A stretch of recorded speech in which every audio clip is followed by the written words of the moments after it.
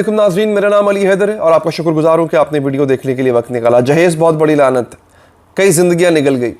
अक्सर ऐसे वाक़यात सुनने को मिलते थे कि जहेज़ ना मिलने पे ससुरालियों ने बहू को आग लगा दी, गैस का सिलेंडर जो होता है किचन में वो फट गया, अपने आप फटता अपने आप कहाँ था, लेकिन फिर भी यही सुनने को मिलता था और उसके बाद वो बेचारी बहू जो थी वो झुलस के राख हो गई।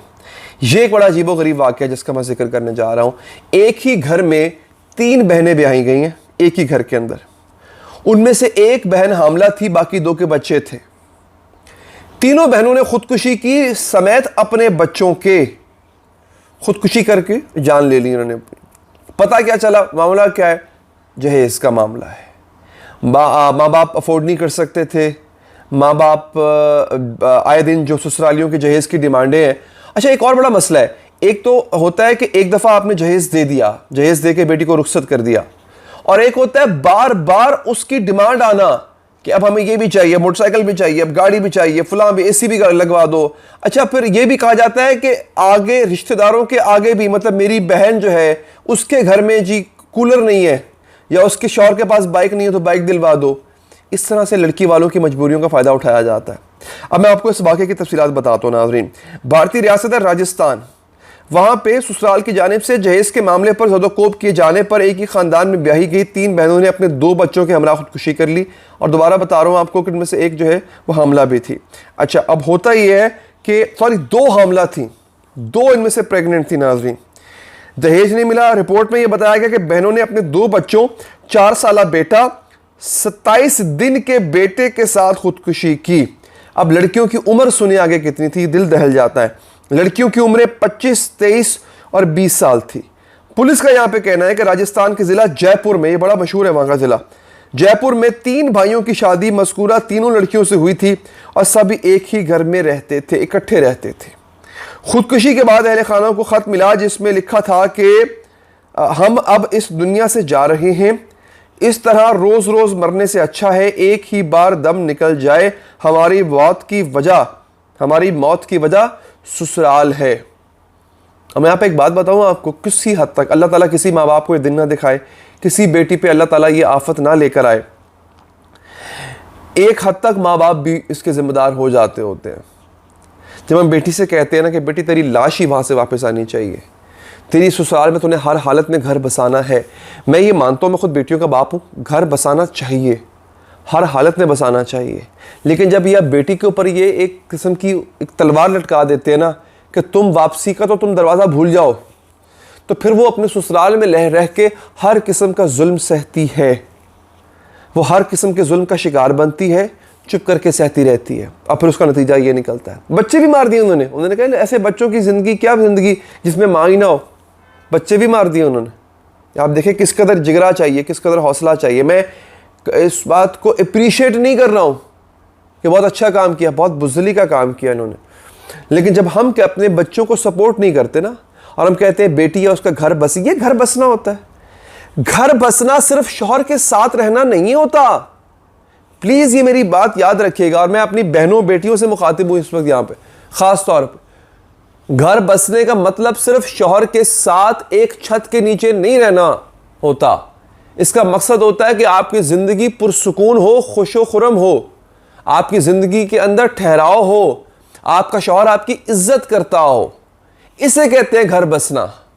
और अदरवाइज, और ज़रूरी नहीं होता कि हर शादी का जो एंड है वो लड़ाई झगड़े मार धाड़ से हो। मैं ऐसे कपल्स को जानता हूं जिन्होंने बड़े आराम से एक दूसरे के साथ सेपरेशन इख्तियार कर ली थी, कोई मसला नहीं हुआ था उनको, बड़े आराम से उन्होंने ये कर लिया था।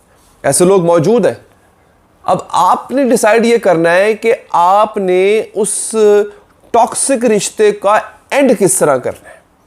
जैसे ये आपके सामने है, ये क्या हुआ, दहेज नहीं था। अगर फ़र्ज़ करें, मैं आपको एक लम्हे की एग्जांपल देता हूँ। अब थोड़ी सी हम चूँकि यहाँ पे समाजी सूरत हाल और माशरती सूरत हाल पर भी बात करनी चाहिए, हमेशा सियासत में बात नहीं करनी चाहिए।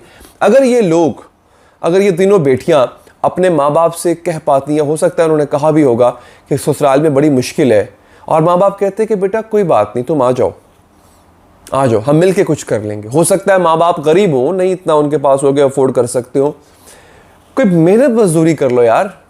अगर ये बच्चियाँ पढ़ी लिखी भी नहीं थी, ये भी मान लिया कि पढ़ी लिखी भी नहीं थी, मेहनत मजदूरी तो कर ही सकते हैं ना, भूखे तो नहीं मरते। बच्चों का पेट तो पल ही सकता था ना। कुछ सालों के बाद बच्चे जवान होते, वो भी मेहनत मजदूरी करते, कम से कम ज़िंदगी यूँ तो ख़त्म ना होती ना। लेकिन हाँ, तूने उसी घर में बसना है, तुमने उसी घर में अपनी ज़िंदगी गुजारनी है, वहाँ से बेटा तुम्हारी मैयत ही आनी चाहिए। उन्होंने कहा लो जी आ गई जी मैयत, हम पहले ही इस बात का इंतज़ाम किए देते हैं। ये जो टॉक्सिसिटी है ना, इस कदर टॉक्सिक माशरा हमारा जो हो चुका हुआ है। भाई शादी नहीं चल रही तो ख़त्म कर दो भाई, कौन सी मजबूरी है। और अगर मैं अपने मुस्लिम माशरे की बात करूँ तो ठीक है, चल रही है तो बहुत अच्छी बात है, नहीं चल रही है तो बात करो अपने माँ बाप से। पार्टनर अगर सुनने वाला नहीं है, पार्टनर जालिम है, मारता है, तशद्दुद करता है, तो माँ बाप से बात करो, ख़त्म करो उस चीज़ को। और अगर आपको लगता है कि वैसे जहनीत नहीं मिलती है, हमारी उनसे कोई अटैचमेंट नहीं है, तो उससे बात करो और ख़त्म कर दो एंड मूव ऑन। ज़िंदगी में और बड़ा कुछ होता है यार, ज़िंदगी बड़ी हसीन है, उसको किसी के लिए, देखिए ये क्या हो रहा है, किसी के लिए ज़िंदगी ख़त्म की जा रही है। कॉम्प्रोमाइज़ करके जीना भी अपनी ज़िंदगी को ख़त्म करना, याद रखिएगा।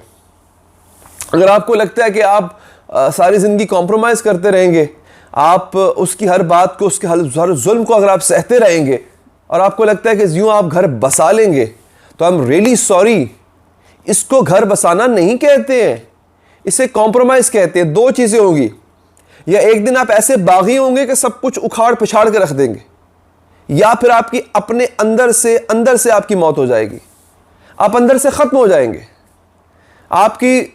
आपका जिस्म बाकी रहेगा, आपकी रूह नहीं रहेगी, अजीब जिंदा लाश बन के फिर रहे होंगे। ना आपकी अपनी ख्वाहिश होगी आपकी, ना कोई अपने ख्वाब होंगे आपके।